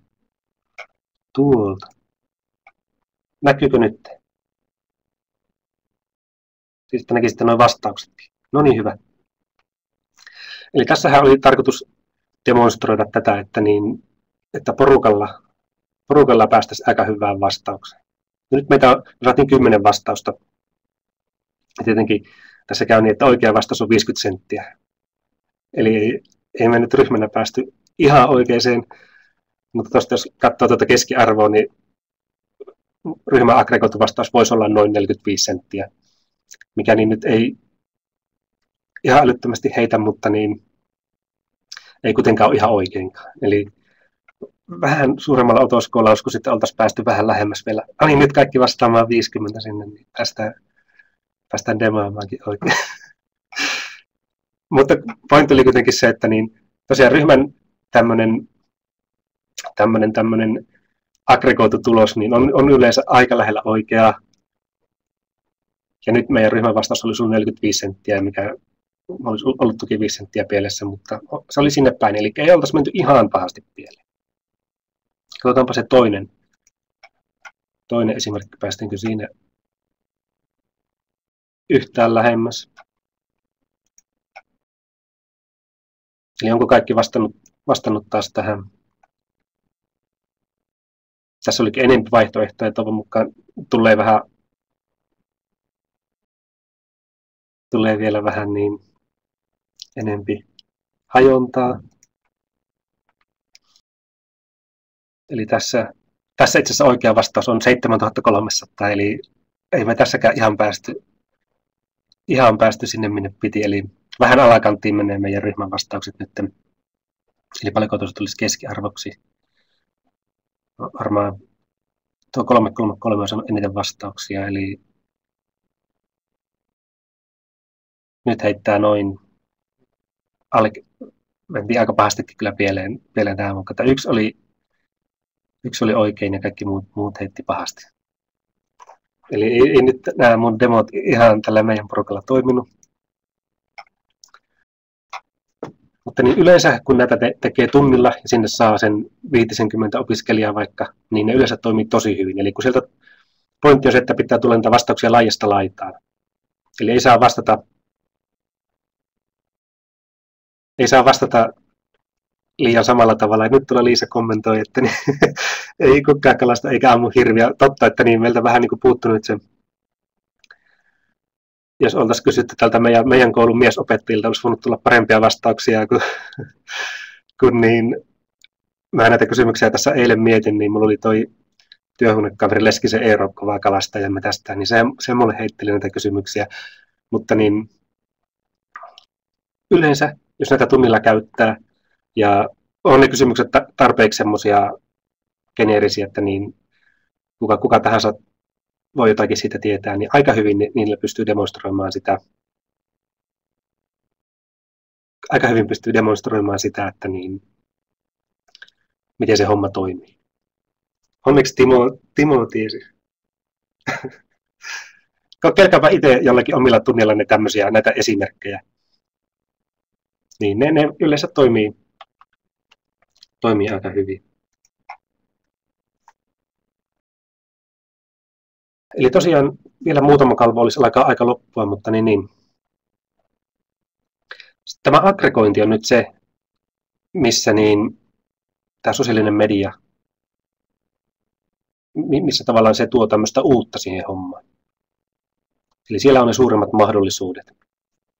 Eli tavallaan ihan pelkästään se, että siellä on niin, sitä tietoa on siellä palvelussa niin paljon, että sitä yksittäinen ihminen, niin siitä on vaikea ottaa tolkkua, niin kaikki tämmöiset aggregaatio-ominaisuudet, niin ne on siinä hirmu hyviä. Eli jos ette ole koskaan katsonut tämmöistä vaikka www.ampparit.com, niin kannattaa vilkaista. Se on semmoinen suomalainen uutisten aggregaatiopalvelu, mihin kerätään monesta lähteestä erilaisia uutisia. Eli se yleensä riittää aamulla, kun sinne vilkaisee, että mitä maailmalla on tapahtunut, niin saa aika hyvän käsityksen. Tai ainakin mitä Suomessa on tapahtunut, niin saa aika hyvän käsityksen. Sitten siihen liittyy myös tämmöiset tavallaan heikot signaalit. Eli yksi yritys, minkä kanssa me on tehty hommia, on tämmöinen helsinkiläinen firma kuin Fountain Park, mikä pyrkii siihen, että se kaikesta tästä sosiaalisessa mediassa olevasta tiedosta niin yrittää löytää semmoisia tavallaan trendejä tai asioita, mitkä on niin kuin nousemassa pinnalle. Eli heti kun siellä joku pikkuinen juttu alkaa tuntua, että niin tästä voisi tulla joku iso juttu, niin ne yrittää semmoisiin tarttua kiinni. Ja tietenkin se on paljon parempi, kun niihin pääsisi tosiaankin kiinni silloin, kun ne on vasta nousemassa pinnalle, eikä niin, että sitten kun kaikki niitä jo käyttää, itse hyppää perässä. Eli sillä voi käydä katsoa tuolta Fountain Parkin sivulta, että niin, mitä ne tekee. Minäpä hyppään pari kalvoa, kun meillä alkaa aika loppua. Oikeastaan hyppään tänne suoraan yhteenvettoon, niin sosiaalisessa mediassa ja kaikkialla muuallakin, niin se on ihmiset, jotka sitä tietämystä luo. Ja teknologia on se, joka voi sitä joko tukea, tai se voi jossakin tilanteessa myös tavallaan häiritä. Ja käytännössä, kun me katsotaan niitä SEKI- ja 7C-mallin prosesseja ja niitä moodeja, niin se sosiaalinen media tukee niitä tavallaan tosi hyvin. Ja nyt koko sosiaalisen median kautta niin on syntynyt uusia oppimisen ja yhdessä tekemisen tapoja. Ja tämä tämmöinen wisdom of crowds lähestymistapa niin toimii tosi hyvin siihen. Toimii tämän sosiaalisen median kanssa tosi hyvin, koska siellä me ollaan itsenäisiä, siellä me riidellään ja siellä kaikilla on erilaiset taustat. Meillä on käyttäjiä ympäri maailman hyvällä tuurilla. Eli sieltä kun me voidaan jotenkin aggregoida sitä tietoa, niin sitä kautta se sosiaalisessa mediassa niin me saadaan hyvin luotua uutta ja kunnollista tietoa. Ja tämä vuorovaikutus liittyy moneen näistä juttuista. Eli se, että niin se tieto ei ole vain staattista, vaan se muuttuu sen mukaan, mitä me tehdään. Samoin kuin ihmisetkin, niin kuin me jos ollaan vuorovaikutuksessa, niin sieltä me saadaan sitä hiljaista tietoa ja opitaan uutta. Eli kiitoksia kaikille. Nyt voi sitten vielä kirjoitella niitä kysymyksiä. Niin me ollaan... Paljon se kello? No mä oon oikeastaan just pilkulle ajallaan.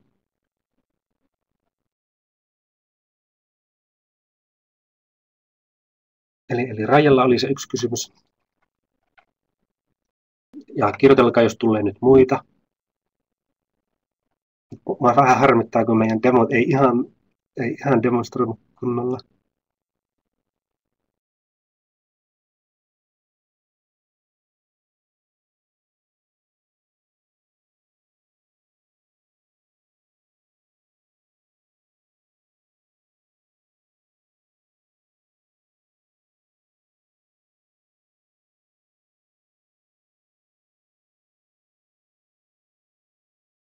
Eli Rajan kysymys tuolla oli tämä, että niin käytännön esimerkkejä siitä, miten jokin yritys on hyötynyt tietämyksen lisääntymisestä sosiaalisessa mediassa. Eli tarkoitatko tuolla best practices hommalla sitä, että niin olisi tämmöisiä esimerkkejä, että niin tehkää näin.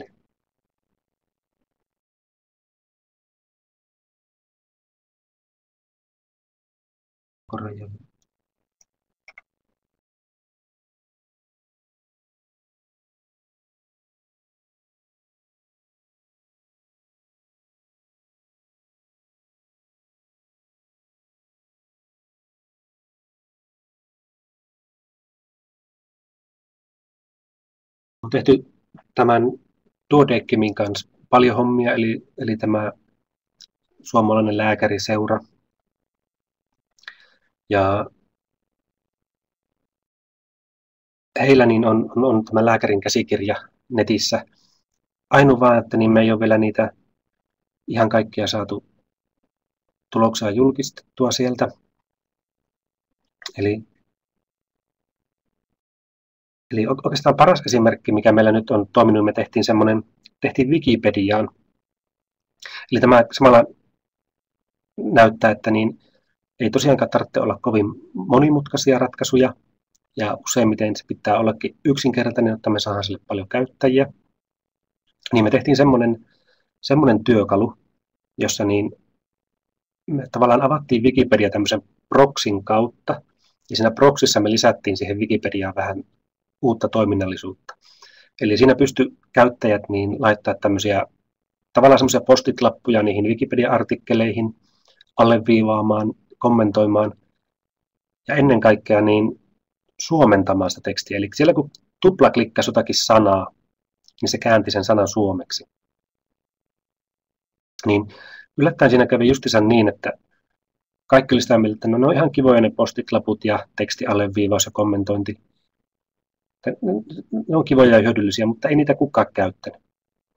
Kaikki keskittyi vain siihen, että onpa näppärä, kun voi tuplaklikata sanaa ja se sitten suomentaa sen sanan. Eli me testattiin samaa, oli aika paljon aasialaisia, jotka luki niin kuin englanninkielistä Wikipediaa ja sitten se käännettiin sitten japaniksi tai miksi kieleksi ne halusi. Ja sitten muutama suomalainen, jotka taas luki englanninkielistä Wikipediaa ja se käännettiin sitten suomeksi heille. Niin tosiaan vaikka se ei, ja voi olla sitä mieltä, että ei se ollut mikään tämmöisen tietämyksen hallinnan tukijärjestelmä, mutta ihan se, että ne oli hirveän innossaan siitä, että niin, kun artikkelia luki, niin sitä sanaa riitti, että sä tuplaklikkaat sitä, niin se käänti sen sulle. Eli moni kommentoi just sitä, että kun muuten se homma meni siihen, että sulla pitää olla joko joko toinen nettisivu, missä on joku käännöskone auki, tai sulla pitää olla joku sanakirja vierellä, millä sinä sitä käytät, tai mistä sinä katsot ne suomennokset, niin ihan se, että sitä sanaa, kun katsoo, että tuossa on joku vaikea sana, mitä en ymmärrä, hiirellä osoittaa sitä, tuplaklikkaa, se kääntää sen, niin siinä käyttäjä pysyy siinä flowssa hirmu hyvin, kun sen ei tarvinnut lähteä sivulta pois, sen ei tarvinnut alkaa käyttää mitään muita työkaluja, vaan se tosiaan vaan osoitti sitä sanaa, mitä ei ymmärrä, klikkas ja se sen suomenti. Eli siinäkin oikeastaan ne kaikki muut työkalut meni ohi siitä meidän semmoisesta sweet spotista, että niin, kyllä niistä oli hyötyä, mutta kun kasvoi se vaadittava työmäärä, niin ei ne halunnutkaan niitä käyttää, ja ne kaikki antoi hirmu hyvät arvosanat sille meidän käännösklikkaukselle, ja ne muut sai kyllä aika hyviä arvosanoja, mutta pointti oli, että ei niitä kukaan käyttänyt. Eli siinä on vaan pointtina se, että niin, jos niitä ei saa käyttäjät käyttää niitä palveluita, niin niillä on hirmu vaikea saada tuommoista tulosta aikaiseksi.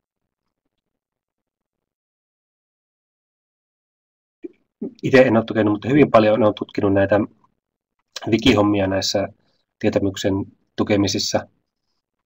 Ja semmoinen kaveri kuin Kane, tämä mun vastaväittelijä Gerald Kane, niin hänellä on monta aivan loistavaa artikkeleja niin tästä Wikipediasta ja sen käytöstä opetuksessa ja tutkimuksessa. Eli oikeastaan ne kannattaa tsekata. Eli tämmöinen kaveri kuin Kane.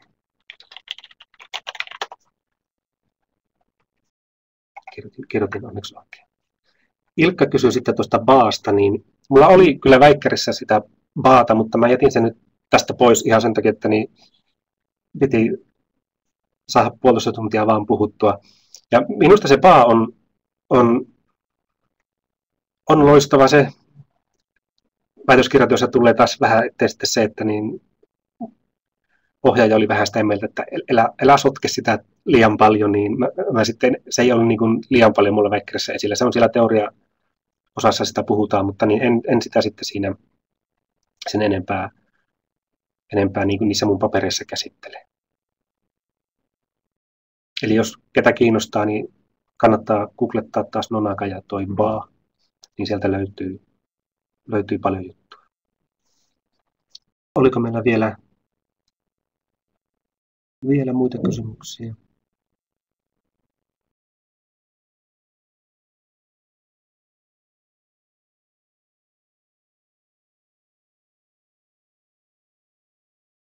Eli Aila kysyy markkinointiin liittyen.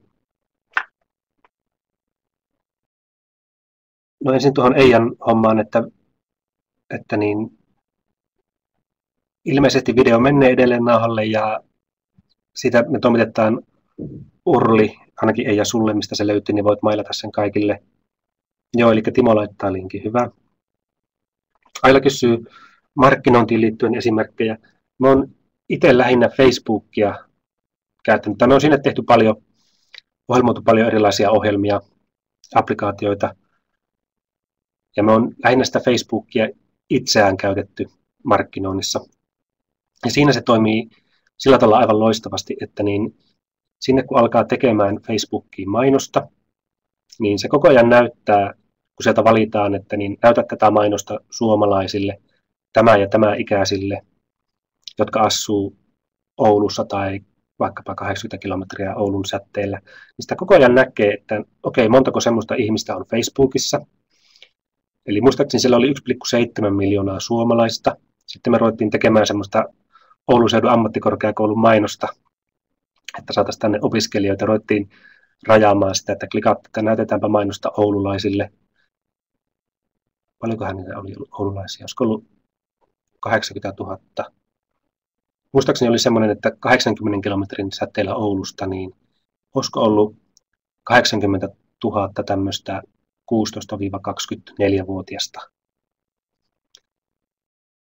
Joku sitä suuruusluokkaa se kuitenkin oli. Ja sieltä pystyy lisäksi sitten klikkailemaan näitä, että niin näytä sitä vaan ihmisille, jotka on kiinnostuneita ATK:sta tai IT:stä tai minkälaisia opiskelijoita me haluttaisikaan tai minkälaisia nuoria haluttaisiin tavoittaa sillä mainoksella, niin me voidaan sieltä klikkailla näitä eri kiinnostuksen kohteita päälle.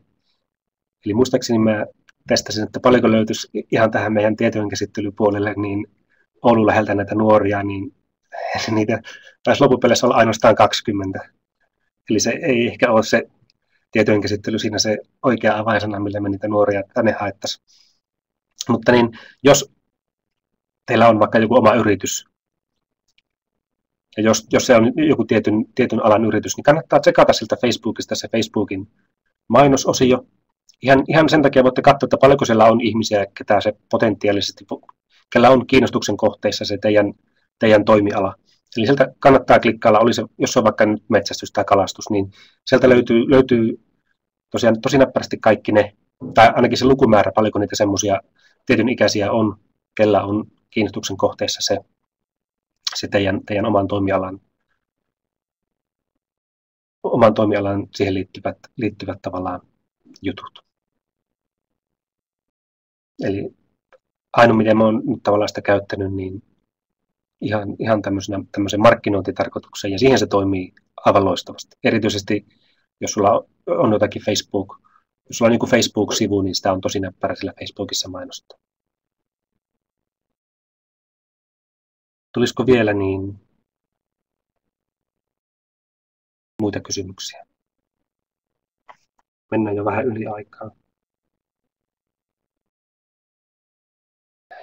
Jos tulee, niin tuossa on toiminut sähköpostiosoite. Sinnekin voi niitä kysymyksiä lähettää. Tosiaan Timo pistää tämän videon sitten Eijalle. Ja Timo sanoo, että lopettaa nauhoituksen. Hyvää, niin minäpä kiitän kaikkia ja hyvää päivänjatkoa ja näkemiin. Kiitos.